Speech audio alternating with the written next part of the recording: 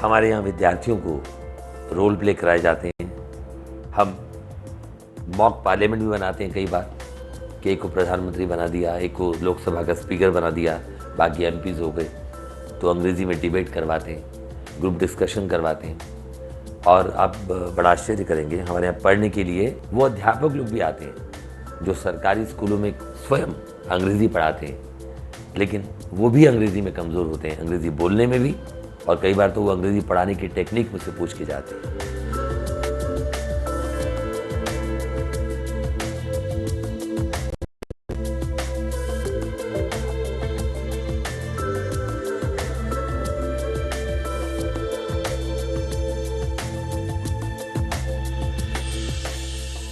मेरी future plans जो हैं, दिल्ली में 2013 में हम 10 ब्रांचेस खोलेंगे और उसके बाद 2014 में हम पूरे भारत के अंदर अपनी ब्रांचेस को फैलाएंगे।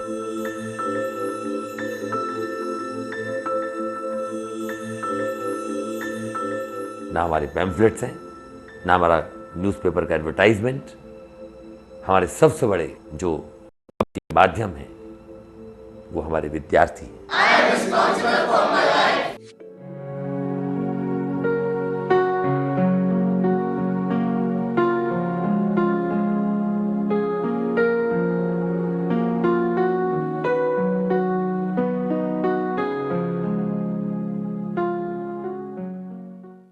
क्या आपको इन शब्दों को समझने में और बोलने में कोई परेशानी होती है? क्या आपकी रिपोर्ट कार्ड का अंग्रेजी का हिस्सा लाल रंग से भरा पड़ा है? क्या अच्छा कम्युनिकेशन स्किल आपकी तरक्की में बाधक है? यदि हाँ, तो आपकी समस्या का समाधान है हमारे पास।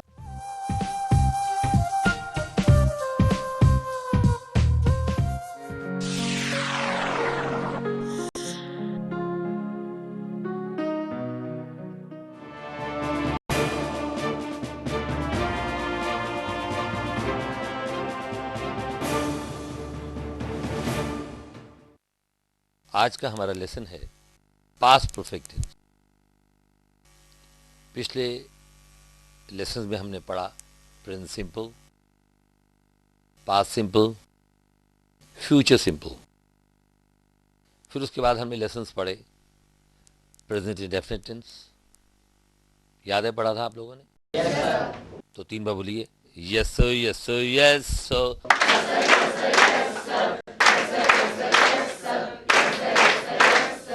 प्रेजेंट इंडेफिनिट टेंस के बाद हमने पढ़ा प्रेजेंट कंटिन्यूस, फिर हमने पढ़ा प्रेजेंट परफेक्ट टेंस, फिर हमने पढ़ा प्रेजेंट परफेक्ट कंटिन्यूस टेंस। उसके बाद हमने पढ़ा था पिछली क्लास में पास्ट इंडेफिनिट टेंस, और उसके बाद फिर हमने पढ़ा पास्ट कंटिन्यूस टेंस। इन सब टेंसेस को हमने अपने तरीके से पढ़ाया, भास्कर स्कूल के मेथड से पढ़ाया, और इतने आसान ढंग से आपको पढ़ाया गया कि आगे के टेंसेस अब आपके लिए याद करना मुश्किल नहीं रह गया। उसी नियम के हिसाब से हम अगला टेंस पढ़ेंगे जिसका नाम है पास्ट परफेक्ट। टेंसेस तो मैंने पढ़े, लेकिन आपको टेंसेस पढ़ाते हुए कुछ एक्सप्रेशन भी पढ़ाए गए थे, वोकैबुलरी के लेसन भी किए गए, वर्ड मीनिंग भी पढ़ाए गए, लेकिन अभी तक ये नहीं बताया गया कि शब्द का अर्थ हम निकालते कैसे। एक हमारा स्पेशल कोर्स जिसे हम डिक्शनरी कोर्स कहते हैं, उसके कुछ लेसन भी मैं आपको पढ़ाने वाला हूं। अब जैसे आपने किसी को कहना हो कि यार तू तो मेरा दिमाग ही खा गया, राइट? क्या बोला मैंने? तुम तो मेरा दिमाग खा गए। इसकी अंग्रेजी क्या होगी? कई बार क्या होता है, ईश्वर ना करे, भगवान ना करे, इसकी अंग्रेजी मैंने बताई थी आपको। गॉड फॉरबिड, अगर किसी के पिता बीमार हो जाएं और आप में से कोई अपने पिता की सेवा ना करे, या ज्यादा बीमारी हो जाए कि वो और बीमार और बीमार और बीमार होते जाएं और आप उनकी केयर नहीं करते, तो कोई भाई बहन आपको आकर के कहता है कि यार तुम तो पिताजी को खा ही गए, आप पिताजी को खाने का मतलब ये नहीं है कि भोजन में प्लेट में परोसा और आप उनको खाना शुरू कर दें, ऐसा नहीं है, राइट? तुम तो मेरे पिताजी को खा ही गए, इसकी अंग्रेजी क्या होगी? जैसे फॉर एग्जाम्पल, तुमने तो मेरी जान खा ली यार, अब छोड़ो, मेरा पीछा छोड़ो प्लीज, मेरा पीछा छोड़ो। इन सब वाक्यों की अंग्रेजी क्या होगी? ये धीरे धीरे आप समझना शुरू कर देंगे जैसे जैसे टेंसेस आगे बढ़ते जाएंगे, ग्रामर के लेसन आगे बढ़ते जाएंगे, आप अंग्रेजी के विद्वान बनते जाएंगे, आपको ऐसे वाक्यों की अंग्रेजी बनानी अपने आप आ जाएगी। अब टेंसेस पढ़ने के बाद फिर हम पढ़ेंगे टेंसेस को हम कंबाइन कैसे करते हैं। जैसे फॉर एग्जाम्पल कि यार तुम्हारे आने से पहले गाड़ी चली गई, नहीं नहीं, तुम्हारे जाने के बाद गाड़ी गई थी। तो इस प्रकार के वाक्यों को हम बोलते हैं कॉम्बिनेशन ऑफ टेंसेस। जब मैं आपको आगे कॉम्बिनेशन पढ़ाऊंगा तो मैं आपको बताऊंगा कि पास्ट के अंदर भी एक पास्ट होता है। अभी पास्ट के अंदर का पास्ट क्या है, जैसे जैसे लेसन बढ़ेंगे आप धीरे धीरे समझना शुरू कर देंगे। तो उसी तर्ज पर, उसी पैटर्न पर जो अभी तक हम पढ़ाते आए हैं आपको, आज मैं आपको लेसन पढ़ाऊंगा पास्ट परफेक्ट टेंस। तो आज का हमारा लेसन है पास्ट परफेक्ट टेंस।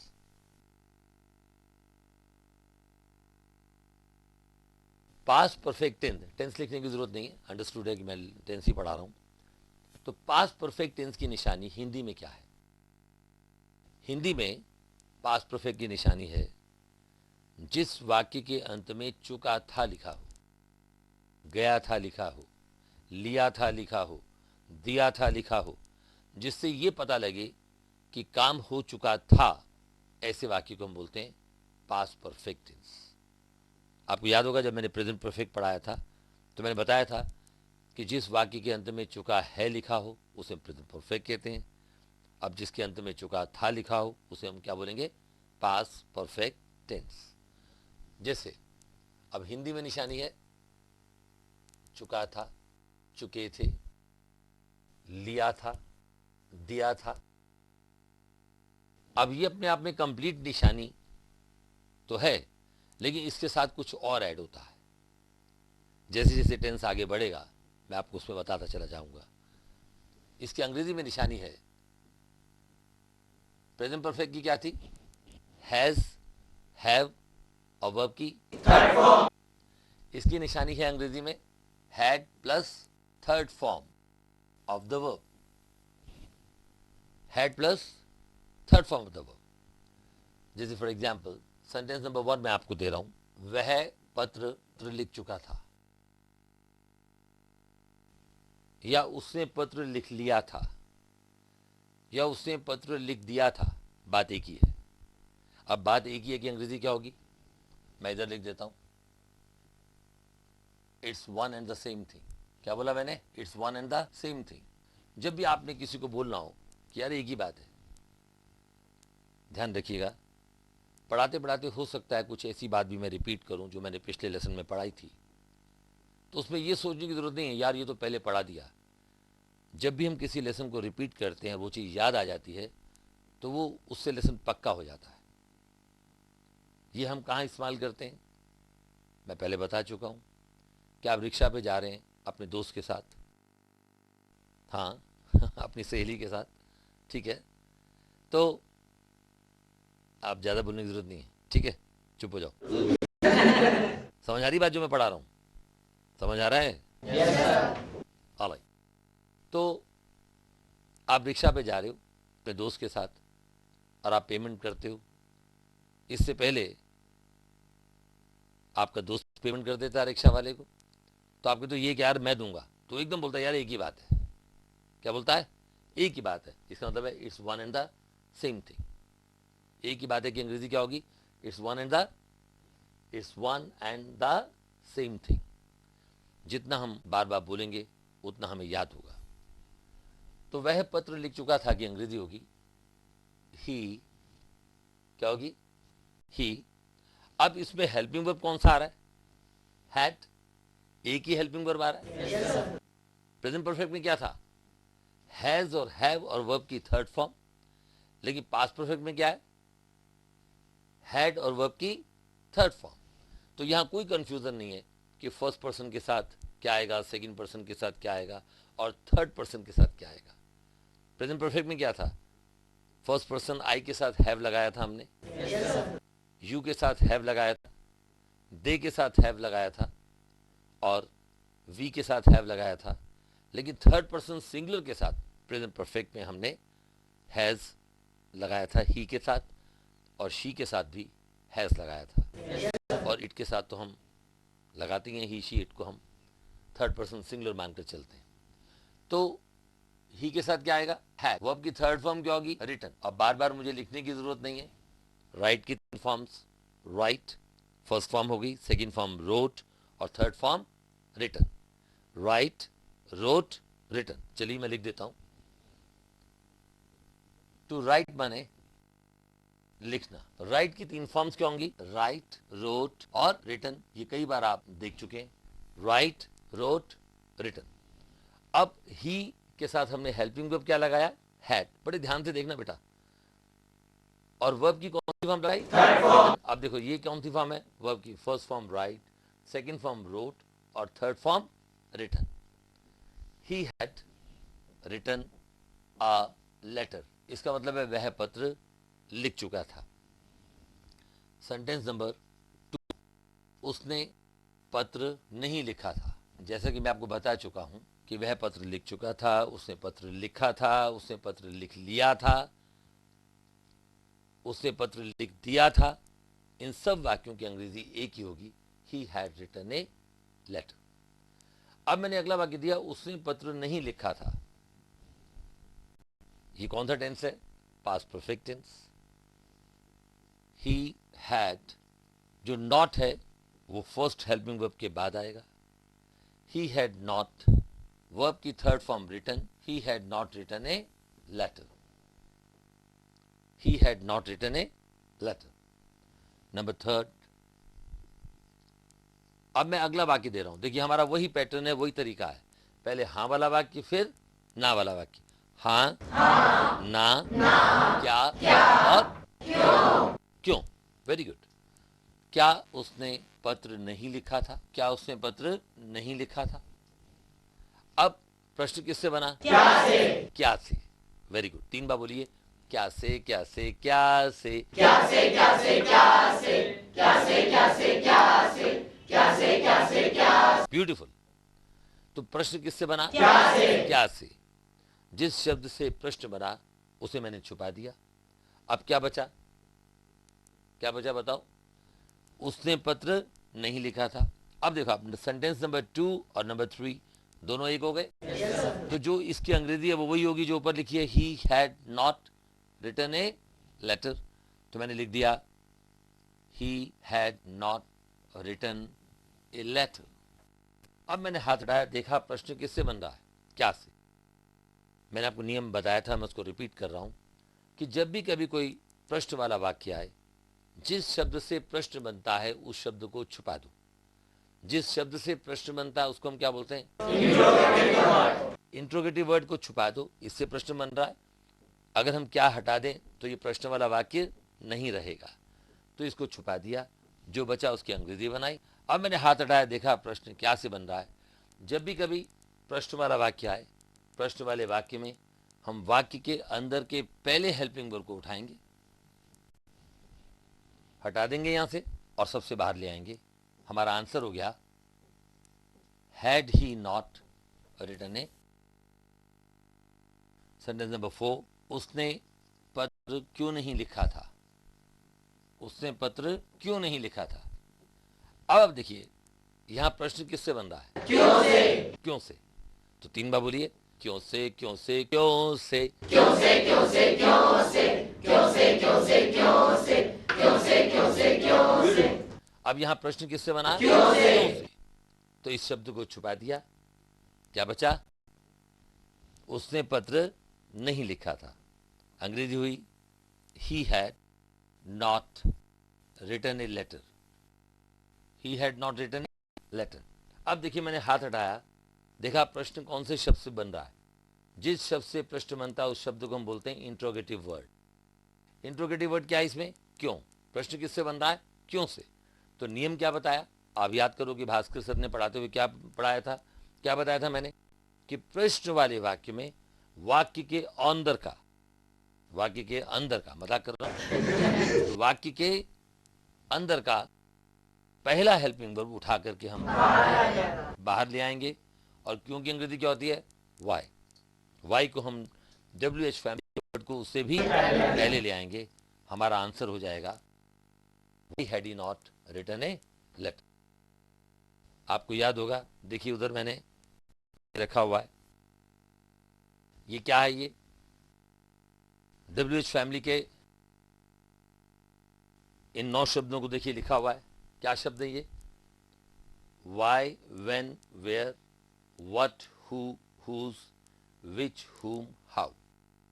दुनिया में जब भी कभी कोई प्रश्न बनेगा वो इन्हीं शब्दों से बनेगा।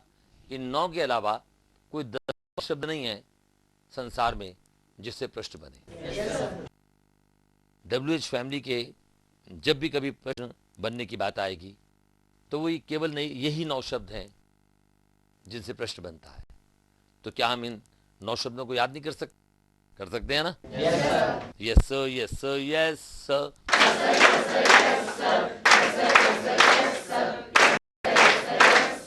तो ये क्या हुआ? हाँ, ना, क्या, क्या पर हेल्पिंग वर्ब बाहर आया, और ये क्यों, क्यों पर हेल्पिंग वर्ब बाहर आया, और W फैमिली का वर्ड उससे भी पहले आ गया। अब यहां एक नियम बना, याद करो, प्रश्न वाले वाक्य में WH फैमिली का वर्ड और हेल्पिंग वर्ब ये दोनों साथ साथ आते हैं। ये दोनों साथ साथ आते हैं। अगर ये दोनों साथ साथ हैं तो हमारा प्रश्न सही, नहीं तो गलत। वही तरीका, वही पैटर्न हम एक ही मेथड से पढ़ा रहे हैं।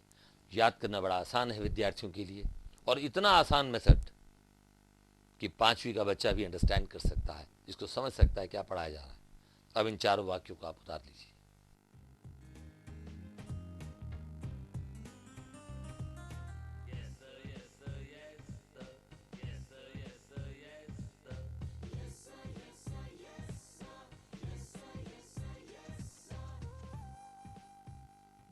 सेंटेंस नंबर 5, उसने पत्र। अब देखो, why, when, where, what, who, whose, which, whom, how, जैसा कि मैंने बताया था आपको कि ये जो 9 शब्द हैं, ये वाले why, when, where, what, who, whose, which, whom, how, इनके साथ प्रश्न बनते हैं। ये W फैमिली के 9 शब्द हैं।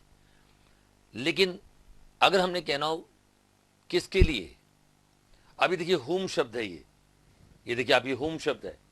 हुम के साथ हम फॉर लगा देंगे तो बन जाएगा किसके लिए। हुम के साथ हम टू लगा देंगे तो बन जाएगा किसको। और हुम के साथ अगर विद लगा देंगे तो बन जाएगा विद हुम, किसके साथ। फॉर हुम किसके लिए, टू हुम किसको, और विद हुम किसके साथ। शब्द वही है हुम। देखिए आप, अब मैं यहां लिख रहा हूं, टू हुम का मतलब क्या है, किसको। नंबर 4, फॉर हुम का मतलब क्या है, हुम के साथ अगर फॉर लगा दिया तो इसका मतलब है किसके लिए। फॉर माने क्या होता है, फॉर माने क्या होता है, के लिए। तो फॉर हुम क्या हुआ, किसके लिए। इसी प्रकार मैंने दिया विद हुम, हुम के साथ विद लगा दिया। देखिए WH फैमिली का शब्द वही है, हुम, हुम, हुम, लेकिन अलग अलग प्रपोजिशंस लगाने से क्या हुआ, इनके अर्थ अलग अलग हुए। हुम के साथ टू लगाया तो उसका अर्थ किसको है, हुम के साथ फॉर लगाया तो उसका अर्थ किसके लिए है, और हुम के साथ विद लगा तो इसका अर्थ बन गया किसके साथ। राइट। अब जैसे फॉर एग्जाम्पल मैं एक शब्द लेता हूं, उसने पत्र किस लिए लिखा था। उसने पत्र किस लिए लिखा था। अब देखिए पहले हम अंग्रेजी बनाएंगे, उसने पत्र लिखा। राइट, वही पास्ट परफेक्ट। उसने की अंग्रेजी क्या होगी, ही। हेल्पिंग वर्ब क्या आएगा, हैड। और वर्ब की कौन सी फॉर्म आएगी, थर्ड फॉर्म। कौन सी फॉर्म आएगी वर्ब की? Third form, written. First form जो नंबर 1 पे लिखी है, जो नंबर 2 पे लिखी है वो सेकंड फॉर्म कहलाती है, और जो नंबर 3 पर है वो थर्ड फॉर्म कहलाती है। तो ये थर्ड फॉर्म लगाई मैंने, he had written a letter. अब वो कह रहा है किस लिए। क्या लिखा मैंने बोर्ड पर? किस लिए। किस लिए की अंग्रेजी होती है फॉर व्हाट पर्पस। इसका अर्थ क्या है? किस लिए। अब ये 1, 2 और ये 3 शब्द मिलाकर के एक बना, हम इसको एक WH फैमिली वर्ड मान लेते। वो तो एक है ना, वाई, वेन, वेयर, एक एक शब्द था। जब ये टू हुम मिलाया, हुम के साथ टू लगाया था, तो ये 2 शब्द मिला के एक WH फैमिली वर्ड बन गया। हुम के साथ फॉर लगाया तो ये भी 2 शब्द हो गए। विद हुम हो गया, ये भी विद और हुम मिला, 2 मिला करके एक बना, विद हुम। हम ये मानते हैं कि हुम के साथ अगर विद मिलाया, तो अगर पूछेगा कि WH फैमिली वर्ड कौन सा है, तो हम इन दोनों को मिला करके बोलेंगे कि with whom WH family word है ये। अब हम पूछें कि इसमें फॉर व्हाट पर्पस, इसके अंदर WH फैमिली वर्ड कौन सा है, हम ये नहीं बोलेंगे व्हाट, हम क्या बोलेंगे? हम ये मानकर चले, ये हमारा ढंग है पढ़ाने का, हमारे इस ढंग को अपना लीजिए। आपके लिए अंग्रेजी बोलना बड़ा आसान हो जाएगा, अंग्रेजी समझना बड़ा आसान हो जाएगा, अंग्रेजी लिखना भी बहुत आसान हो जाएगा। जैसे अगर कोई पूछे कि भैया किस लिए की अंग्रेजी क्या है, WH फैमिली वर्ड को याद करो, व्हाट। तो ये 3 शब्द, 1, 2, 3 मिलाकर के एक शब्द मान लीजिए फॉर व्हाट पर्पस। तो नियम क्या बताया था मैंने कि प्रश्न वाले वाक्य में वाक्य के अंदर का पहला हेल्पिंग वर्ब, ये एक ही हेल्पिंग वर्ब है, बाहर आ जाएगा। और WH फैमिली का वर्ड कौन सा है? वो फॉर व्हाट पर्पस, राइट। ये उससे भी पहले आएगा। हमारा आंसर हो गया for what purpose had he written a letter. अब आप देखिए नियम, भास्कर स्कूल के नियम को याद रखिएगा कि WH फैमिली का वर्ड फॉरवर्ड पर्पस और हेल्पिंग वर्ब, ये दोनों साथ साथ है। अगर प्रश्न वाले वाक्य में WH फैमिली का वर्ड और हेल्पिंग वर्ब दोनों साथ साथ हैं, तो हमारा प्रश्न सही है, नहीं तो गलत। अब आप देखिए इसमें फॉरवर्ड पर्पस और हैड दोनों साथ साथ है, तो आंसर क्या हुआ? For what purpose had he written a letter. अगला वाक्य, तुमने पत्र कितने बजे लिखा था। अब जरा ध्यान से देखिए आप, कितने बजे, कितने बजे की अंग्रेजी होगी at what time. Eight what time की अंग्रेजी होगी कितने बजे।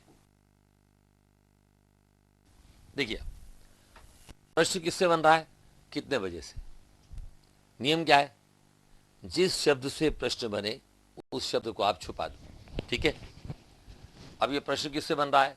कितने बजे से, छुपा दिया। अब क्या बचा?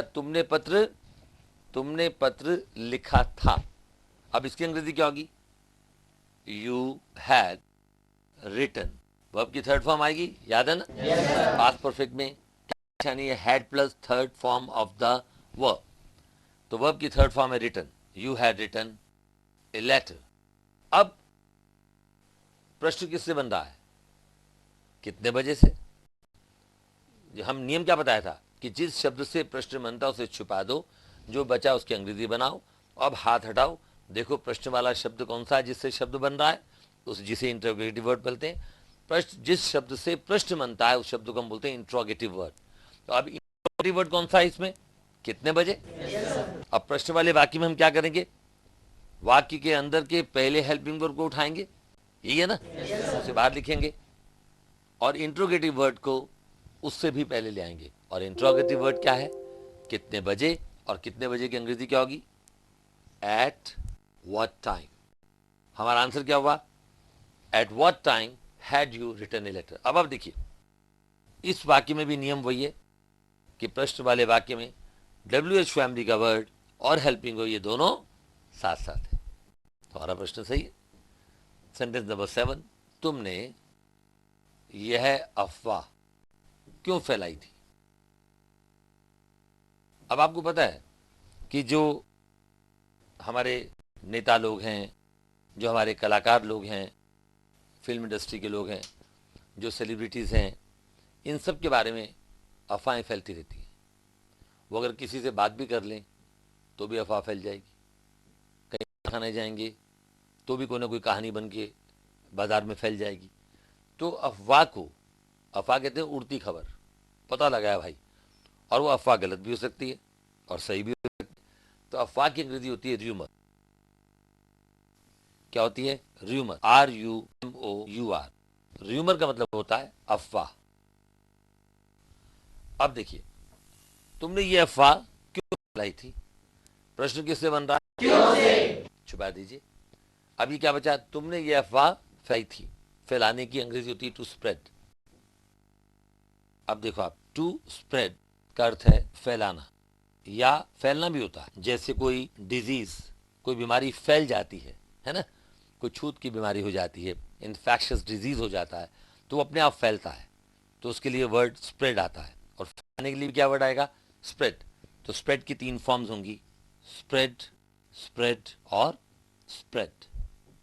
जैसे रीड, रेड, रेड होता ना, रीड माने पढ़ना, तो SP लग गया रीड के आगे, स्प्रेड, स्प्रेड, स्प्रेड। तो तुमने यह अफवाह क्यों फैलाई थी? प्रश्न किससे बना? क्यों से? छुपा दिया। नियम क्या है कि प्रश्न वाले वाक्य में हम इंट्रोगेटिव वर्ड को छुपा देते हैं। और इंट्रोगेटिव वर्ड उस शब्द को कहते हैं जिससे प्रश्न बनता है। और हमने इस वाक्य पर जब नजर दौड़ाई कि तुमने यह अफवाह क्यों फैलाई थी, तो हमने ये पाया इस वाक्य में कि प्रश्न क्यों से बन रहा है। तो इससे क्यों को हम बोलेंगे। अब क्या बचा? तुमने यह अफवाह फैलाई थी, इसकी अंग्रेजी होगी you had spread this rumour. क्या बना? You had spread this rumour. अब मैंने हाथ हटाया, देखा प्रश्न किससे बन रहा है? क्यों से? क्यों से। जब भी कभी प्रश्न क्यों से बनेगा, प्रश्न वाले वाक्य में वाक्य के अंदर का पहला हेल्पिंग वर्ब ये हैड उठाया और हम इसे बाहर ले आए। और क्यों की अंग्रेजी क्या होती है? वाई। WH फैमिली के शब्द वाई को हमने उससे भी पहले लिख दिया।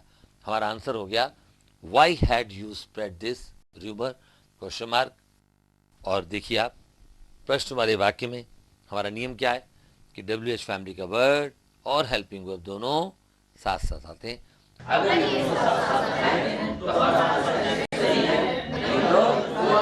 अब आइए सेंटेंस नंबर 8 पर। मैंने, अब जैसे फॉर एग्जाम्पल आप किसी को बोलते हो भाई यार मैंने तुम्हें सारे पैसे दे दिए थे, अब मुझसे मांगियो मत, तेरा मेरा अकाउंट क्लियर हो गया। तो मैंने आपको सारा रुपया दे दिया था। मैंने आपको सारा रुपया दे दिया था, मतलब सारा पैसा दे दिया था। तो क्या आएगा? मैंने, पहले हम किसकी अंग्रेजी बनाएंगे? मैंने दे दिया था, right? I had given you, मतलब मैंने आपको दे दिया था, आई हैड गिवन यू।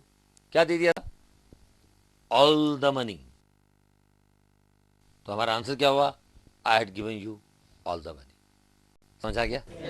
कुछ नहीं है, बड़ा सिंपल कि प्रश्न वाले वाक्य में हेल्पिंग वर्ब को बाहर लाइए, WH फैमिली के वर्ड को उससे भी पहले ले आइए, हमारा आंसर आ जाता है। और पास्ट परफेक्ट के अंदर हेल्पिंग वर्ब क्या लगता है? हैड, और वर्ब की third form of the verb. और थर्ड फॉर्म होती है, हर वर्ब की 3 फॉर्म्स होती हैं। जो नंबर 1 पे लिखते हैं वो फर्स्ट फॉर्म कहलाती है, जो नंबर 2 पे लिखते हैं वो सेकंड फॉर्म कहलाती है, और जो नंबर 3 पे लिखते हैं वो थर्ड फॉर्म कहलाती है। समझ आ गया? अब आप उतार लीजिए।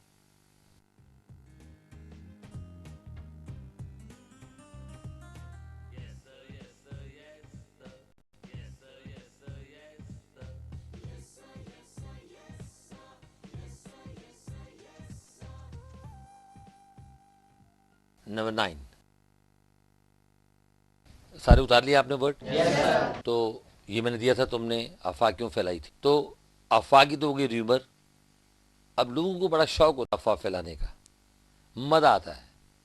जब मैं आपकी ह्यूमन डिज़ाइन पढ़ाऊंगा तो मैं बताऊंगा कि मानवीय स्वभाव क्या चीज़ है। जैसे कुत्ते के अंदर एक आदत है, कुत्ता भौंकता है, तो हम किसी कुत्ते की शिकायत नहीं करते पुलिस स्टेशन में जाके। इसी प्रकार हमें सांप का पता है कि सांप डंक मारता है, हम सांप की शिकायत नहीं करते। अगर हमें ह्यूमन डिज़ाइन पता लग जाए, ह्यूमन नेचर पता लग जाए कि ऐसा स्वभाव मानव का होता है, तो हमें किसी मानव से भी शिकायत नहीं रहेगी। तो कुछ मानव, सभी में नहीं, कुछ मानवों में, कुछ लोगों में ये आदत होती है कि एक बात सुनते हैं, उसकी चार बना के प्रेजेंट करते हैं। तो अफवाह फैलाने वाला, अब मैं दोबारा से लिख रहा हूं, आप अपने नंबर के हिसाब से लिख लीजिए। अफवाह फैलाने वाला, rumour, RUMOUR, rumour monger, rumour monger कहते हैं अफवाह फैलाने वाला। चलिए, समझ आया, अफवाह फैलाने वाला। अब अगला वाक्य मैं आपको दे रहा हूं। तुमने, अब एक शब्द होता है वॉर्न, वॉर्न करना माने चेतावनी देना, वॉर्न से बना वार्निंग, चेतावनी। और वॉर्न के भी आगे अगर फोर लगा दो, बिफोर होता है पहले, तो एक शब्द होता है टू फोर वॉर्न। नंबर 2 आपको इधर लिखना हूं, टू फोर वॉर्न का मतलब है चेतावनी देना। बिफोर से समझ लो, बिफोर से लिया गया शब्द ये फोर, मतलब पहले से चेतावनी दे देना। यानी कि अगर आपको पुलिस पकड़ने आ रही है, आपने कोई गलत काम किया और आपका एक मित्र आपको चौकन्ना कर देता है, पहले से वार्निंग देता है, पुलिस आ रही है, भाग जाओ घर से, तो गलत है नहीं। तो फोर वॉर्न का मतलब है पहले से चेतावनी देना, या ऐसा कर सकते हैं चौकन्ना करना, राइट। अब तुमने उसे चौकन्ना क्यों किया था, तुमने उसे चौकन्ना क्यों किया था, यानी कि तुमने उसे पहले से चेतावनी क्यों दी थी। अब देखो, पहले हम किसकी अंग्रेजी बनाएंगे, पहले जिस शब्द से प्रश्न बनता है उस शब्द को छुपा दो।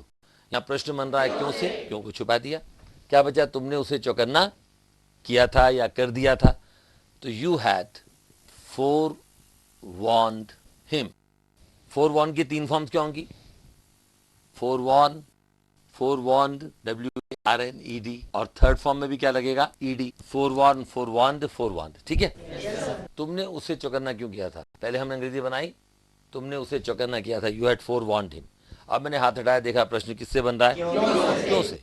प्रश्न वाले वाक्य में हम क्या करेंगे, वाक्य के हेल्पिंग वर्ब को उठा करके बाहर ले आएंगे, और WH फैमिली का वर्ड वाई उससे भी पहले लिख देंगे।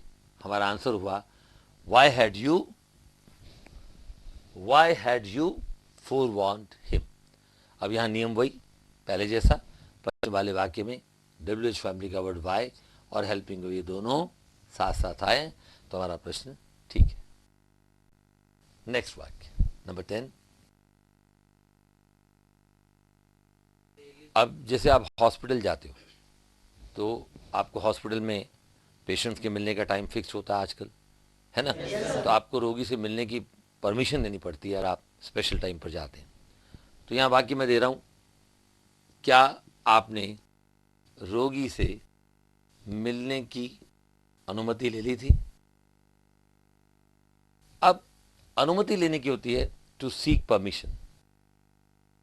देखिए मैं यहां लिख रहा हूं इस तरफ, टू सीक परमिशन का अर्थ है अनुमति लेना। सीक की 3 फॉर्म बनेंगी, सीक, सीक, सॉट, सॉट। अब यहां ये प्रश्न किससे बना, क्या से। क्या से, जिस शब्द से प्रश्न बना उसे मैंने छुपा दिया। क्या बचा, आपने रोगी से मिलने की अनुमति ले ली थी, you had.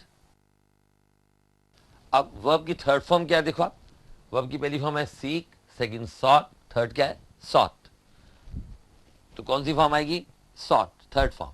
You had sought permission, मतलब आपने अनुमति ले ली थी। किसी की अनुमति, रोगी से मिलने की, टू मीट द पेशेंट।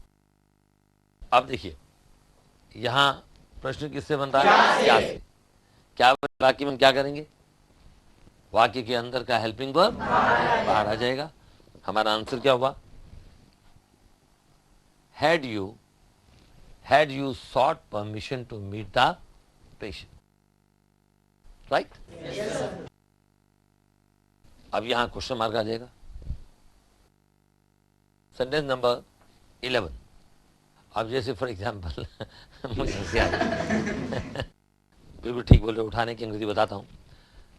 जैसे कोई गिर जाता है, आप उसे उठा लेते हो, तो उस उठाने के लिए हम वर्ड क्या कहते हैं, लिफ्ट। जो वाक्य आपने पूछा वही दे देता हूं। मैंने, अब आप कहीं जा रहे हो और कोई फैट लेडी मिल जाए आपको, मोटी सी औरत टुन जैसी, और वो सड़क पर कोई एक्सीडेंट हो जाए, आप उसे उठा के ले जाते हो, तो कोई कहता भी किसने उठाया था उस मोटी औरत को? आप कहते हो मैंने उठाया था। मैंने उस मोटी औरत को मैंने उस मोटी औरत को उठाया था। अब उठाने की होती है लिफ्ट। क्या होती है? Lift. I had to lift, मैंने उठाना। लिफ्ट की 3 फॉर्म्स होती हैं, लिफ्ट, लिफ्टेड, लिफ्टेड। पहली form lift, second form lifted, और थर्ड फॉर्म लिफ्टेड। तो क्या आएगा थर्ड फॉर्म? लिफ्टेड। अब हर चीज लिखने की जरूरत नहीं है, अब आप इतने एक्सपर्ट हो चुके हो यहां तक आते आते कि शब्द के भाव को समझ सकते हो। तो हाँ, जरूरत पड़ेगी तो लिख भी दूंगा। I had lifted that fat women. I had lifted that fat women. Sentence number 12। अब जैसे आमतौर पर लोग गाय का भैंस का दूध निकालते हैं, तो दूध निकालने के लिए शब्द आता है टू मिल्क। नया लिख देता हूं, next word, to milk. To milk the cow, गाय का दूध धोना, गाय का दूध निकालना। मिल्क की 3 फॉर्म्स होंगी, मिल्क, मिल्क्ड और मिल्क। शब्द रिपीट भी हो रहा है तो भी समझ लो पक्का हो रहा है मामला। जितने ज्यादा शब्दों को रिपीट करोगे, बार बार बोलोगे, आपको अंग्रेजी बोलनी आएगी, अंग्रेजी याद होगी। क्या क्या ग्वाले ने गाय का दूध निकाल लिया था?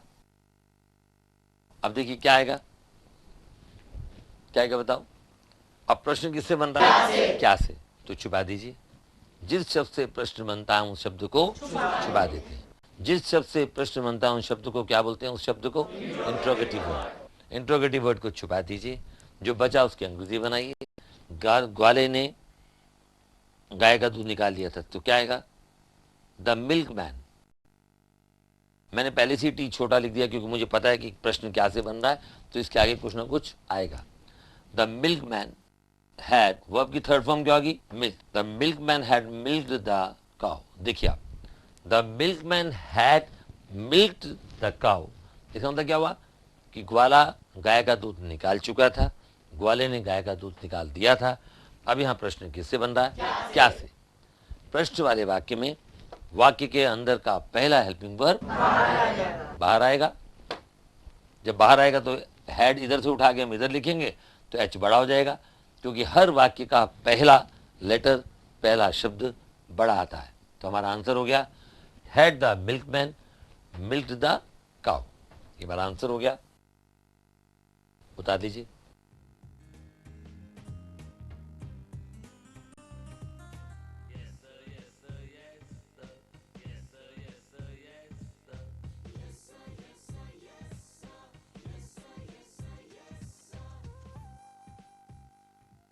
अब जैसे एक शब्द है प्रशंसा करना, राइट?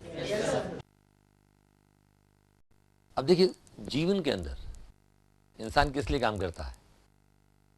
प्रशंसा करने के लिए। अगर व्यक्ति को प्रशंसा ना मिले तो व्यक्ति का काम करने का मन नहीं करता। मैं तो यहां तक कहता हूं कि प्रशंसा जो है मानव जीवन के लिए ऑक्सीजन का काम करती है। ऑक्सीजन, जी हां, समझ आ रही बात मेरी? मैं क्या कह रहा हूं? मैं आपको छोटा सा एक एग्जाम्पल देता हूं। मुझे याद है उन दिनों हम मीरा बाग में रहा करते थे, तो मेरी सिस्टर की एक बेटी है, तब वो छोटी थी, 4-5 साल की।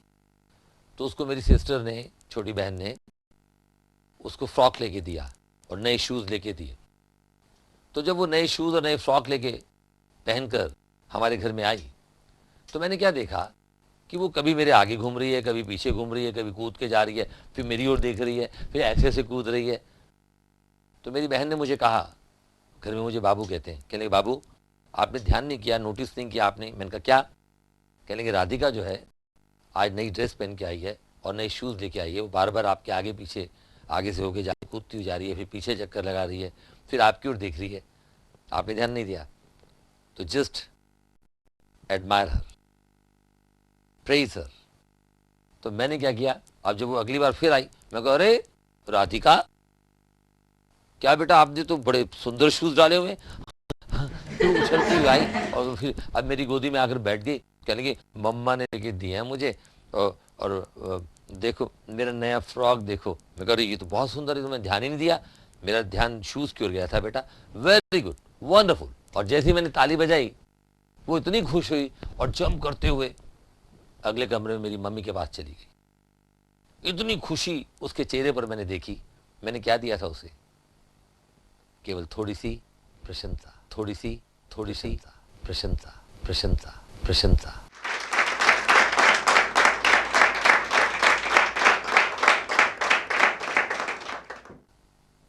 तो जीवन के अंदर अगर प्रशंसा ना मिले तो व्यक्ति का काम करने का मन नहीं करता। और जरूरी नहीं कि प्रशंसा का अर्थ ये नहीं कि हम चमचागिरी करें। प्रशंसा का अर्थ ये हुआ कि सामने वाले की आंखों में हमारे प्रति प्रशंसा का भाव हो। अब कोई पति शाम को अपने घर जाए और उसकी पत्नी दरवाजा खोले, अब रोज ही पति घर आता है, तो स्माइल पास करते हुए कहे वेलकम, वेलकम होम। अब कुछ बीवियां ये कहेंगी कि हमें रोज कहने की जरूरत है वेलकम होम, ये भी कोई बोलने की बात है वेलकम होम, जो उनका अपना घर है वो आ ही सकते हैं, ऐसा नहीं है। जैसे ही पत्नी ने दरवाजा खोला, चेहरे पे एक स्माइल आई, एक चमक सी आई, एक रिएक्शन आया, तो आने वाले घर में आने वाले पति का मतलब वही पति जो रोज आता है, उसका क्या हुआ? उसका सीना चौड़ा हो जाता है कि मेरी पत्नी मुझे देखकर खुश होती है। अब दरवाजा खोला, कोई रिएक्शन नहीं है, दरवाजा खोल के वो अलग कमरे में चली गई। फिर आगे पूछा चाय पियोगे, पानी लोगे? फिर ना पीने वाले को की इच्छा होती है, ना मन करता है पीने का। इसमें भी प्रशंसा का भाव होना चाहिए। आप घर आए, मैं सुबह से आपकी इंतजार कर रही थी, चाह कर रही थी, चल रही थी। जब मैं आपको पर्सनालिटी डेवलपमेंट का कोर्स पढ़ाऊंगा तो उसमें मैं आपको बताऊंगा कि पति पत्नी के रिश्ते कैसे होने चाहिए। ऐसी कौन सी चीज है जो पति और पत्नी को बांध कर रखती है, शादी के 20 साल बाद भी दोनों में आकर्षण बना रहता है? बताऊंगा, जल्दी नहीं है, आगे चल के बताऊंगा, ठीक है। तो क्या दे रहा था मैं? प्रशंसा। शब्द क्या आया था? प्रशंसा। प्रशंसा की अंग्रेजी होती है टू एडमायर। अब एडमायर और प्रेज में क्या अंतर है? एडमायर माने भी प्रशंसा करना होता है, प्रेज माने भी प्रशंसा करना होता है, अप्रिशिएट माने भी प्रशंसा करना होता है। शब्द में थोड़े थोड़े भाव का अंतर होता है। कौन सा शब्द कहाँ प्रयोग में लाया जाता है ये मैं आपको अभी बताऊंगा। तो टू एडमायर, सॉरी अभी नहीं, ये अगले लेसन का हिस्सा है। एडमायर का मतलब क्या है? प्रशंसा करना, प्रशंसा करना। एडमायर, एडमायर्ड और एडमायर्ड। अब देखिए,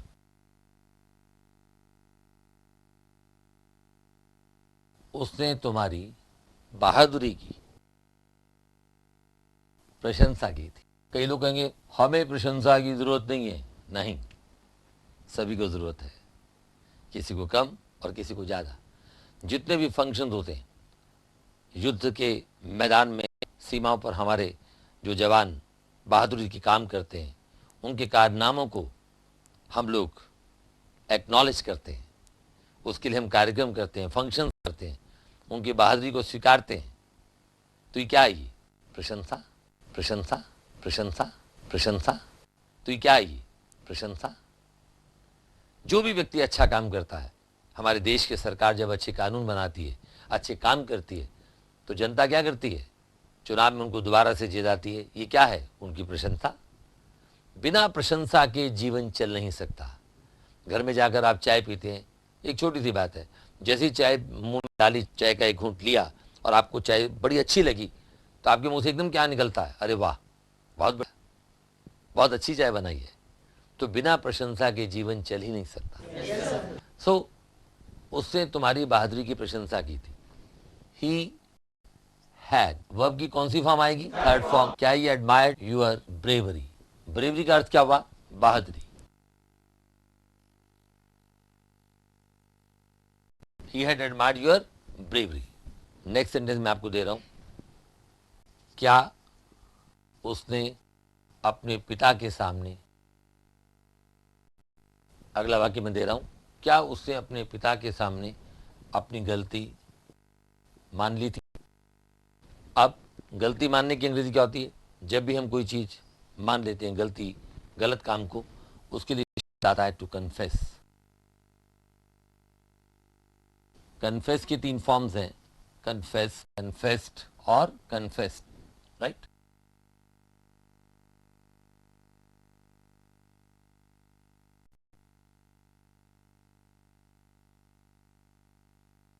नंबर 4, कन्फेस तो वर्ब हो गया और कन्फेस से नाउन बना कन्फेशन, तो ये भी होता है टू मेक ए कन्फेशन, गलती मान लेना, मेक, मेड और मेड, ठीक है? तो दोनों का अर्थ एक ही है।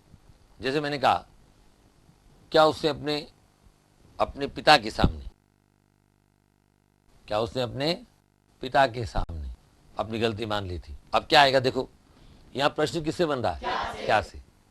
छुपा दो, जिस शब्द से प्रश्न बना उसे छुपा दो। अब क्या बचा? उसने अपने पिता के सामने अपनी गलती मान ली थी।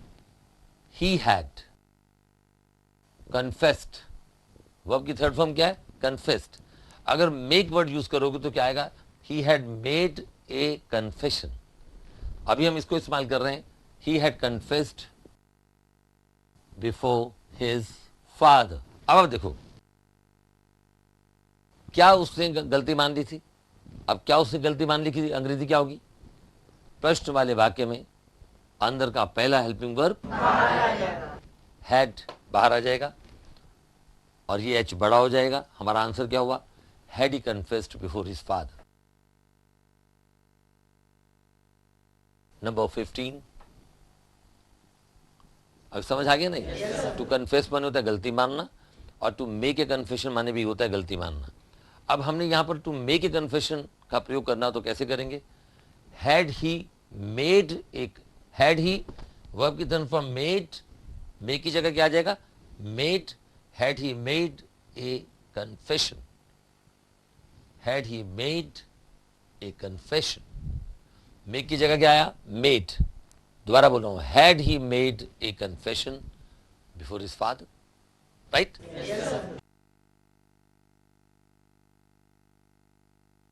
अगला वाक्य मैं दे रहा हूं, कुछ भी ले लो, अपराधी ले लेते हैं। अपराधियों ने बैंक को लूटने का षड्यंत्र रचा था, राइट? अब अपराधी की अंग्रेजी क्या होगी?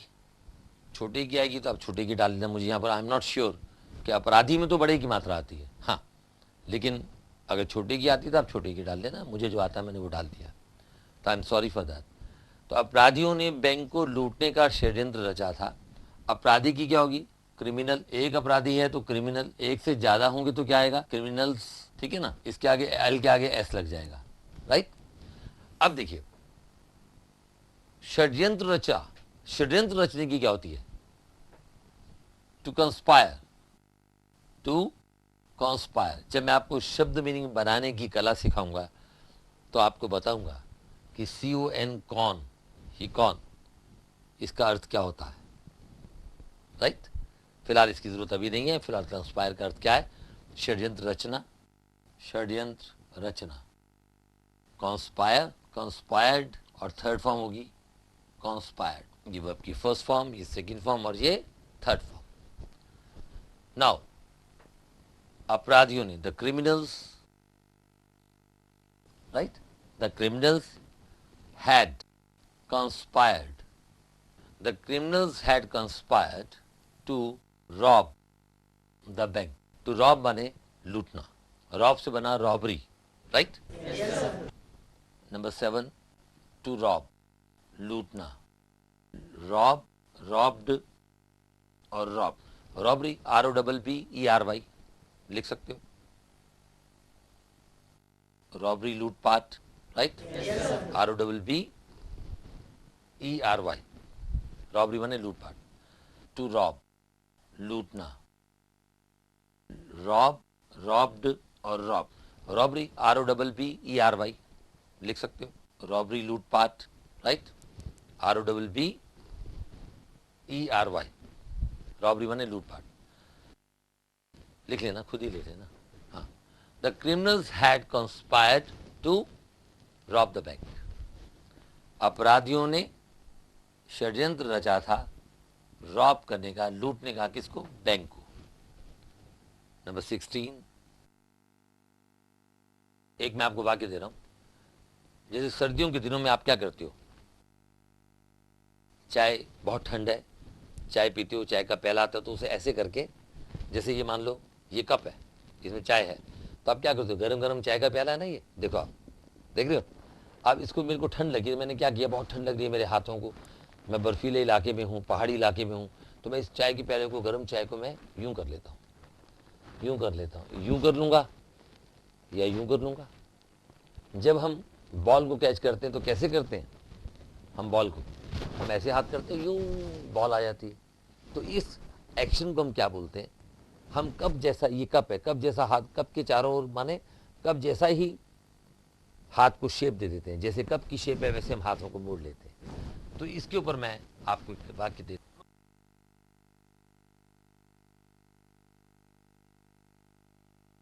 उसने गरम गरम चाय के प्याले को अपने हाथों से ढक लिया था। अब देखो, ही हैड, अब टू कप होता है, कप जैसी शेप बनाना अपने हाथों की, तो he had cup, cup, cupped, cup, right. Verb की थर्ड फॉर्म क्या हो गई? Cup. He had cupped his hand round the hot cup of, round the hot cup of. तो कितना सुंदर वाक्य बन गया, याद आ गया। He had cupped his hand round the hot cup of tea. इधर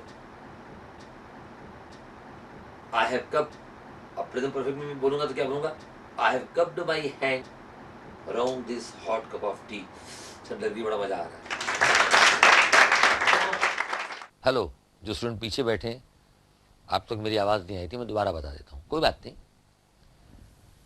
उसने गरम गरम चाय के प्याले अपने चाय के प्याले को कर लो, उसने गरम गरम चाय के प्याले को अपने हाथों से कर लो। हाँ देखो, ये को है, ये से है, कोई बात नहीं, मिस हो जाता है कई बार। उसने गरम गरम चाय के प्याले को अपने हाथों से ढक लिया था, राइट। अब हाथ से ढकने की अंग्रेजी क्या होती है? ये देखो, ये चाय का प्याला है, मैंने क्या किया, इसको, ठंड लग रही है, मेरे को बड़ी ठंड लग रही है, आज सर्दी है, या हिल स्टेशन पर हम चाय पी रहे हैं, तो ऐसे कवर कर लेते हैं, कप जैसी शेप को हम ऐसे कर लेते हैं। तो कप का मतलब क्या होता है? कप तो ये नाउन है, कप वर्ब भी है, ये कप जैसी शेप को ऐसे चारों तरफ से ऐसे करने को बोलते हैं टू कप। ऐसे कर लो, टू कप, राइट। समझ आ रहा है ये देख करके? ठीक है। हाँ, चाय बाद में पियेंगे। तो ही हैड कप्ड, वर्ब की थर्ड फॉर्म क्या होगी? कप्ड। Cup, cupped, cupped. समझ आ रहा है? तो he had cupped his hands round the hot cup of tea, चारों तरफ। क्लियर होगी बात? वर्ब की थर्ड फॉर्म आ गई। He had cupped his hands, round माने चारों ओर, round the hot cup of tea, उसने चाय के प्याले के चारों ओर हाथों से प्याले को ढक लिया था। हाँ, प्याले को ढक लिया था या प्याले से हाथों को ढक लिया था, एक ही बात है। नंबर 17। अच्छा देखो, अब जैसे मैंने खिलाड़ी का एग्जाम्पल दिया कि जब कोई बॉल फेंकता है और हम कैच करते हैं, तो अब ये बॉल है, ठीक है, अब ये बॉल आ रही है मेरे को, ये देखो, ये बॉल आ रही है, ठीक है, बॉल, अब बॉल नहीं है क्लास में तो क्या कर सकते हैं, तो ये बॉल आई, ये देखा आपने, मैंने ऐसे हाथ किया जैसे कब को किया था। तो उस खिलाड़ी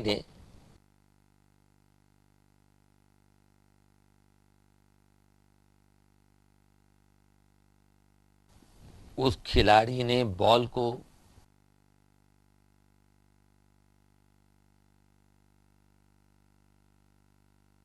देखो, बड़ा लंबा वाक्य है ये जो मैं आपको दे रहा हूं। उस खिलाड़ी ने बॉल को पकड़ने के लिए अपने हाथों को प्याले की तरह, हाथ की शेप बना ली थी, प्याले की तरह कर लिया था, राइट। तो प्याले की तरह जैसे प्याले को पकड़ा वैसे हाथों को शेप दे दी और बॉल उसके हाथ में आ गई। तो दैट प्लेयर हैड, अब प्याले की ना कर लिया था तो क्या होगा, to cup, cup cupped cupped, had cupped his hands. देखो आप, that player had cupped his hands to catch the ball. हाँ, ये ऐसे भी लिख सकते हैं, आगे चल के आपको पढ़ाऊंगा। That player had cupped his hands in order to catch the ball, in order to भी इस्तेमाल होता है। तो that player had cupped his hands, ये हो गया पास्ट परफेक्ट, हैड और वर्ब की third form, his hands to catch the ball. इतना लंबा वाक्य पास्ट परफेक्ट का हमने बना लिया। हिंदी में देखिए कितना लंबा बन गया, लेकिन अंग्रेजी इसकी बड़ी सिंपल, हैड और वर्ब की थर्ड फॉर्म। तो उस खिलाड़ी ने बॉल को, देखो बड़ा लंबा वाक्य है ये जो मैं आपको दे रहा हूं। उस खिलाड़ी ने बॉल को पकड़ने के लिए अपने हाथों को प्याले की तरह, हाथ की शेप बना ली थी, प्याले की तरह कर लिया था, राइट। तो प्याले की तरह, जैसे प्याले को पकड़ा वैसे हाथों को शेप दे दी और बॉल उसके हाथ में आ गई।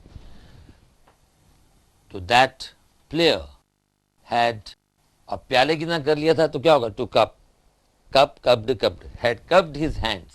देखो आप, that player had cupped his hands to catch the ball. हाँ, ये ऐसे भी लिख सकते हैं, आगे चल के आपको पढ़ाऊंगा। That player had cupped his hands in order to catch the ball, in order to भी इस्तेमाल होता है। तो that player had cupped his hands, ये हो गया पास्ट परफेक्ट, हैड और वर्ब की third form, his hands to catch the ball. इतना लंबा वाक्य पास्ट परफेक्ट का हमने बना लिया। हिंदी में देखिए कितना लंबा बन गया, लेकिन अंग्रेजी इसकी बड़ी सिंपल, हैड और वर्ब की थर्ड फॉर्म। नंबर 18, अब देखो एक वाक्य में दे रहा हूं, उसने, अभी आपने पूछा कि लिफाफे पर जब हम स्टैंप लगाते हैं तो उसके लिए क्या शब्द आता है, ठीक है। तो वो शब्द मैं आपको दे रहा हूं। उसने लिफाफे पर स्टैंप चिपका दिया था, उसने लिफाफे पर स्टैंप चिपका दिया था। अब चिपकाने के लिए टू अफिक्स क्या होती है, नंबर 9 इधर लिख देता हूं। टू अफिक्स माने to affix the stamp, stamp चिपका देना। इसकी 3 फॉर्म्स होंगी, अफिक्स, अफिक्स्ड और अफिक्स्ड। हिंदी में लिख लेना अपने आप, to affix the stamp, stamp चिपका देना, राइट। अब उसने लिफाफे पर स्टैंप चिपका दिया था, ही हैड, वर्ब की थर्ड फॉर्म क्या है, affix, affixed, affixed. He had affixed the stamp on the envelope. जी हाँ, जो लिफाफा आप जिसमें लेटर भेजते हो आप। He had affixed the stamp, ये वर्ब की third form, affix, affixed, affixed, कोई जगह नहीं है, आप खुद ही लिख लेना, मैंने लिख दिया, affix, affixed, affixed, affix the stamp, चिपका लेना, ठीक है। तो क्या हुआ, he had affixed the stamp on the envelope, समझ आ गया। क्या हुआ, हैड और वर्ब की थर्ड फॉर्म, ये देखिए आप, अब मैं ध्यान दिलाता हूं, हैड और वर्ब की थर्ड फॉर्म, ये क्या है, थर्ड फॉर्म, वर्ब की थर्ड फॉर्म। इसमें क्या है, हैड और वर्ब की थर्ड फॉर्म, ठीक है। हैड और वर्ब की थर्ड फॉर्म, ये सारे क्या है, पास्ट परफेक्ट की निशानी, उतार लीजिए।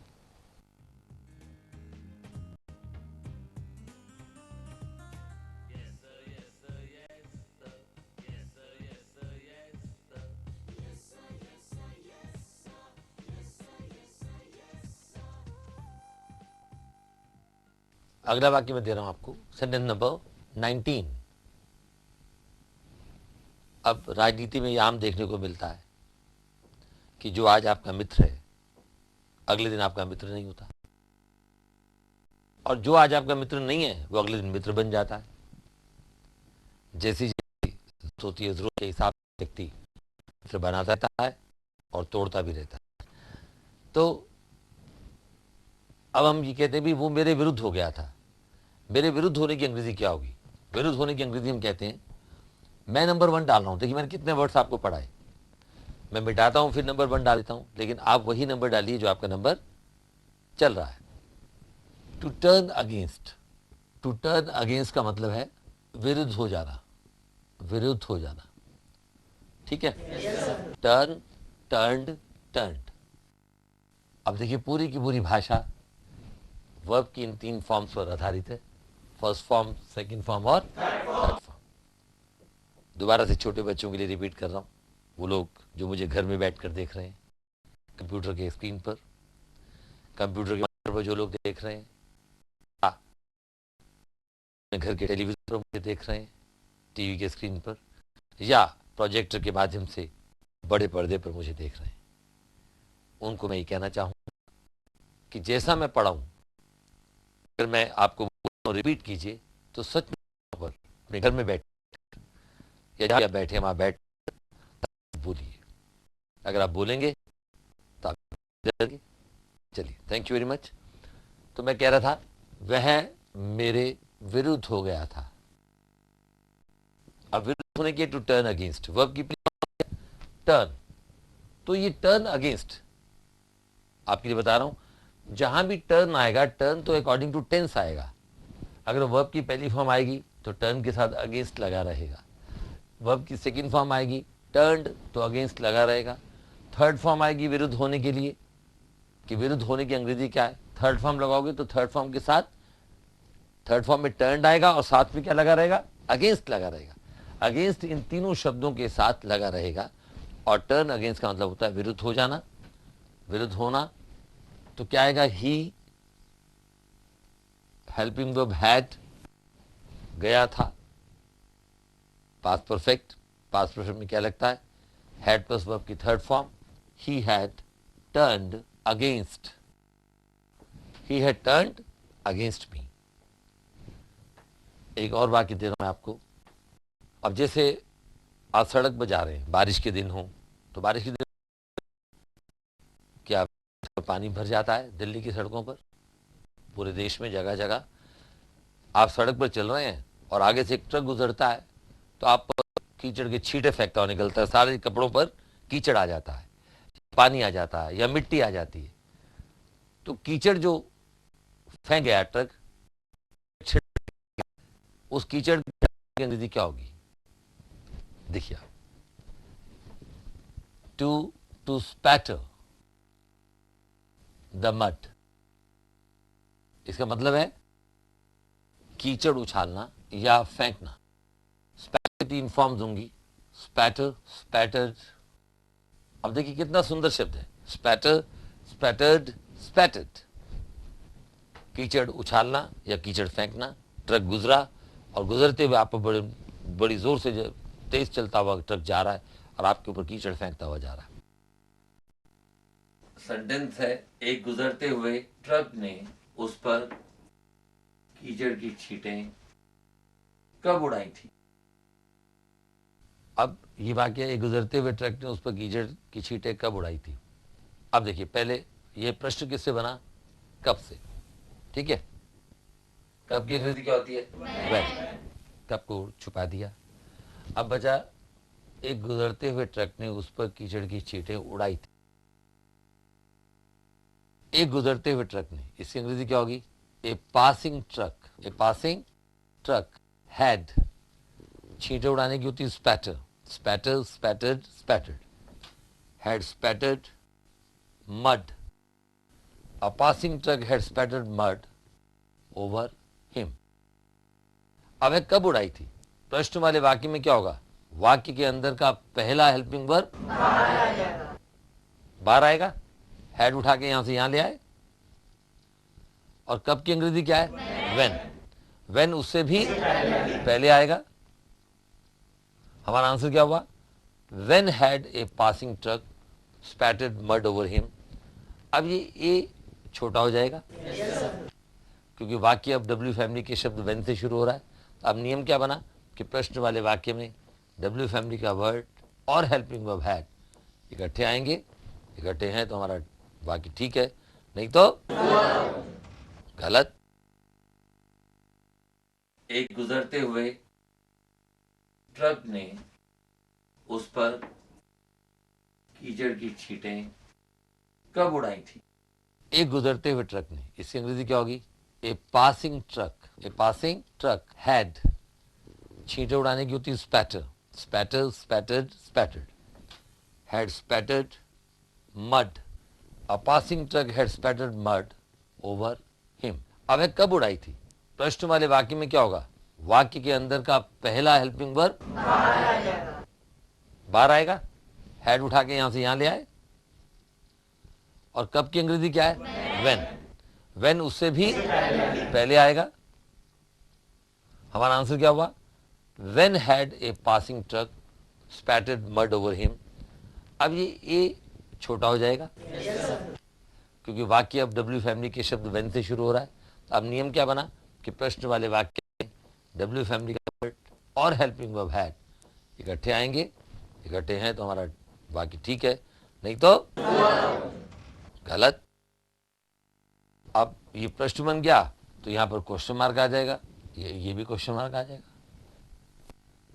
Sentence number 21, 21। अगला वाक्य मैं दे रहा हूं, उसने अपने पहले के दोस्तों को। अब आप लोग Bhaskar school of English language and conversation के क्लासरूम में पढ़ रहे हैं। जब आप अपना कोर्स पूरा कर लेंगे और भास्कर स्कूल छोड़कर चले जाएंगे तो आप क्या बन जाएंगे? भास्कर स्कूल के एक्स स्टूडेंट्स।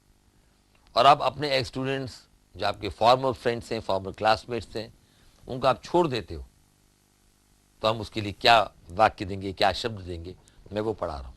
ठीक है? जो वर्तमान मित्र हैं आपके प्रेजेंट फ्रेंड्स, जो पहले के मित्र हैं वो क्या कहलाएंगे? Former friends, right? जैसे आज आप मंत्री हैं और अगले दिन मंत्री नहीं रहते तो आप क्या कहलाएंगे? Former minister, ex minister, right? उसने अपने पहले के दोस्तों को अपने से दूर क्यों रखा था? अब किसी चीज को आप अपने से दूर रखते हो यानी कि छोड़ते हो। ठीक है? छोड़ने के लिए एक शब्द आता है टू शन। क्या वर्ड आता है? टू शन। शन का अर्थ होता है टू कीप अवे फ्रॉम या टू अवॉइड समवन और समथिंग। इसका मतलब है कि टू कीप अवे दूर रखना, फ्रॉम माने से, किसी से अपने आप को दूर रखना। टू अवॉइड माने होता है अवॉइड करना, नजरअंदाज करना, समवन किसी को, किसी व्यक्ति को या किसी चीज को नजरअंदाज करना, उससे दूर रहना, उसके लिए शब्द आता है टू शन। शन की 3 फॉर्म्स होती हैं, शन, शंड और शंड। अभी क्या आएगा? उसने, देखो सेंटेंस है, पहले मेन वाक्य बनाओ। उसने दूर रखा था यानी कि छोड़ दिया था। ही हैड शंड, ठीक है, हिज फॉर्मर फ्रेंड, फॉर्मर माने पहले की, एक्स फ्रेंड्स, ठीक है। He had शंड his former friends. अब देखिए ये प्रश्न बन रहा है क्यों से। प्रश्न वाले वाक्य में वाक्य के अंदर का ये वाला हेल्पिंग वर्ब बाहर आएगा, इसको यहां से हटा देंगे। अब क्यों रखा था तो क्या आएगा? क्यों की अंग्रेजी क्या होती है? वाई। तो हमारा आंसर हुआ why had he shunned his former friends. Shun का मतलब, हाँ, शन का मतलब होता है दूर रखना। अब ये वाला एच छोटा आ जाएगा क्योंकि अब वाक्य के अंदर हो गया। नियम वही, प्रश्न वाले वाक्य में डब्ल्यू फैमिली का वर्ड और हेल्पिंग वर्ब दोनों साथ साथ आ रहे हैं। ये हमारा आंसर हो गया। उसने अपने पहले के दोस्तों को अपने से दूर क्यों रखा था? अब किसी चीज को आप अपने से दूर रखते हो यानी कि छोड़ते हो। ठीक है? छोड़ने के लिए शब्द आता है टू शन। क्या वर्ड आता है? टू शन। शन का अर्थ होता है टू कीप अवे फ्रॉम या टू अवॉइड समवन और समथिंग। इसका मतलब है कि टू कीप अवे दूर रखना, फ्रॉम माने से, किसी से अपने आप को दूर रखना। टू अवॉइड माने होता है अवॉइड करना, नजरअंदाज करना, समवन किसी को, किसी व्यक्ति को या किसी चीज को नजरअंदाज करना, उससे दूर रहना, उसके लिए शब्द आता है टू शन। शन की 3 फॉर्म्स होती हैं, शन, शंड और शंड। अभी क्या आएगा, उसने, देखो सेंटेंस है, पहले मेन वाक्य बनाओ, उसने दूर रखा था यानी कि छोड़ दिया था, ही हैड शंड, ठीक है, हिज फॉर्मर फ्रेंड, फॉर्मर माने पहले की, एक्स फ्रेंड्स, ठीक है, he had शंड his former friends. अब देखिए ये प्रश्न बन रहा है क्यों से, प्रश्न वाले वाक्य में वाक्य के अंदर का ये वाला हेल्पिंग वर्ब बाहर आएगा, इसको यहां से हटा देंगे। अब क्यों रखा था, तो क्या आएगा, क्यों की अंग्रेजी क्या होती है, वाई। तो हमारा आंसर हुआ why had he shunned his former friends. Shun का मतलब, हाँ शन का मतलब होता है दूर रखना। अब ये वाला एच छोटा आ जाएगा क्योंकि अब वाक्य के अंदर हो गया। नियम वही, प्रश्न वाले वाक्य में डब्ल्यू फैमिली का वर्ड और हेल्पिंग वर्ब दोनों साथ साथ आ रहे हैं, ये हमारा आंसर हो गया। चलिए काफी है, एक वाक्य और देता हूं। अब एक शब्द है कंसेंट। कंसेंट का मतलब होता है, शब्द है टू कंसेंट। कंसेंट अनुमति देना, कह सकते हो सहमत होना, या बिल्कुल ठीक, सहमत होना। Consent, consented, consent, consented, consented, ठीक है। अब उस अफसर ने, ऑफिसर ने, अब किसी ने कोई मदद मांगी तो हम बोलते हैं भैया ऑफिसर ने उस औरत की सहायता करने की अनुमति दे दी थी, अनुमति दे दी थी। अब देखिए ऑफिसर ने, राइट, तो क्या आएगा, द ऑफिसर हैड, वर्ब की थर्ड फॉर्म तो क्या है, consent, consented, consented. The officer had consented, मतलब क्या हुआ, the officer had consented, had plus third form, अनुमति दे दी थी, सहमत हो गया था वो, टू हेल्प दैट लेडी, ठीक है। The officer had consented to help that lady, को हम और रूप से भी कह सकते हैं, the officer had given his consent to help the lady, या give, gave, given, had given, ये देखो आ गया हैड और वर्ब की थर्ड फॉर्म, ठीक है, had given his consent to help the officer had, verb की third form consented to help the lady, ये हो गया हैड प्लस थर्ड फॉर्म, ये हो गया हैड प्लस थर्ड फॉर्म, यहां कंसेंट नाउन बन गया है ना। तो ये लेसन यहां मैं समाप्त करता हूं। तो ये था हमारा पास्ट परफेक्ट टेंस। लेकिन ये जो टेंस मैंने आज पढ़ाया ये अपने आप में कंप्लीट नहीं है, इसके अंदर हम अगले लेसन में आपको कुछ एक्स्ट्रा पढ़ाएंगे, इसमें कुछ ऐड होता है, वो ऐड क्या होता है वो मैं आपको पढ़ाऊंगा। और पास्ट इंडेफिनिट और पास्ट परफेक्ट में कई बार लोगों को कंफ्यूजन होता है, मैं वहां गया था कि अंग्रेजी क्या होगी, इस पर लोग कंफ्यूज हो जाते हैं, ठीक है। तो कोई कंफ्यूजन की आवश्यकता नहीं है, अगले लेसन में मैं आपको पढ़ाऊंगा इसी विश्वास के साथ कि आपको कंफ्यूजन बिल्कुल नहीं होगा। एक एक लेसन हम क्लियर करते चलेंगे। जैसे प्रेजेंट परफेक्ट में चुका है, चुके हैं आता है हिंदी में, पास्ट परफेक्ट में चुका था, चुके थे आता है। जैसे प्रेजेंट परफेक्ट में हैज, है प्लस वर्ब की थर्ड फॉर्म आती है चुका है वाले में, और चुका था वाले में हैड प्लस वर्ब की थर्ड फॉर्म आती है। तो ये सारी आगे कुछ समस्याएं आएंगी, उन समस्याओं को हम क्लियर करते चलेंगे। लेकिन आप ये देखेंगे कि एक ही मेथड से मैं आपको पढ़ा रहा हूं, कहीं मैंने कुछ परिवर्तन नहीं किया। वो मेथड क्या है हमारा पढ़ाने का, भास्कर स्कूल का मेथड क्या है, हाँ, ना, क्या और क्यों। हाँ और ना और क्या और क्यों पर आधारित हमारे स्टेंसिस के लेसन्स को आप पढ़ते रहेंगे। अभी कुछ टेंसेस और रह गए हैं, वो मैं अगले लेसन में कंप्लीट करूंगा। तो इसी विश्वास के साथ कि आप एक अच्छे वक्ता बनेंगे, आज की क्लास की समाप्ति। ये थी पढ़ाई आज तक, इंतजार कीजिए कल तक। Thank you very much.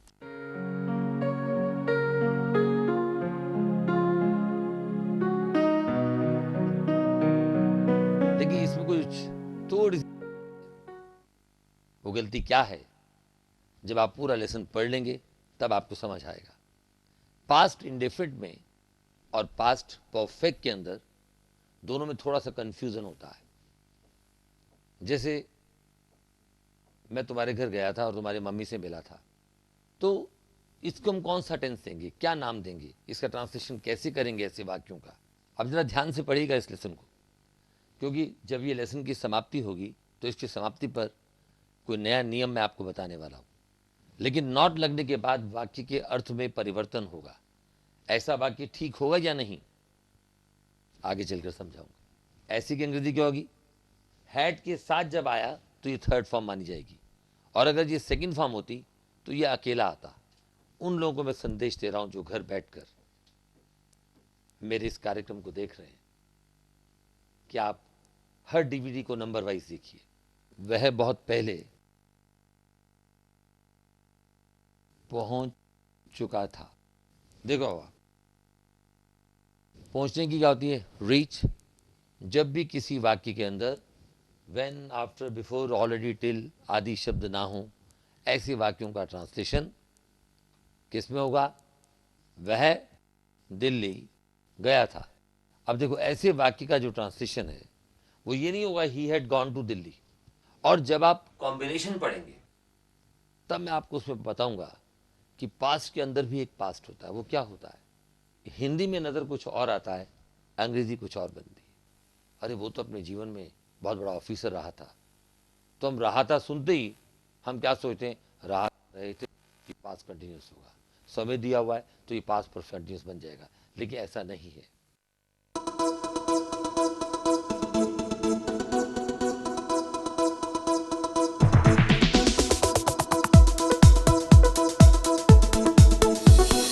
English जिनको आती है वो आगे बढ़ जाते हैं, वरना यूं ही बैठे बैठे पीछे रह जाते हैं। अरे इंग्लिश जिनको आती है वो आगे बढ़ जाते हैं, वरना यूं ही बैठे बैठे पीछे रह जाते हैं। एक मिनट में एक शब्द की अनोखी ये सीख है, आजकल स्कूल में इंग्लिश की अपनी ही टेक्निक है। अब ना बैठे रहना, अब ना पीछे रहना, और फर्राटे से इंग्लिश में कहना। I go to Bhaskar School, you go to Bhaskar School, they go to Bhaskar School, just go to Bhaskar School. Mummy हो या पापा, अंकल हो या आंटी, भास्कर स्कूल में इंग्लिश बोले ये है गारंटी। स्टूडेंट हो या टीचर या ऑफिस वाले बाबू, बिजनेसमैन या प्रोफेशनल, सब पे इंग्लिश का जादू। एक मिनट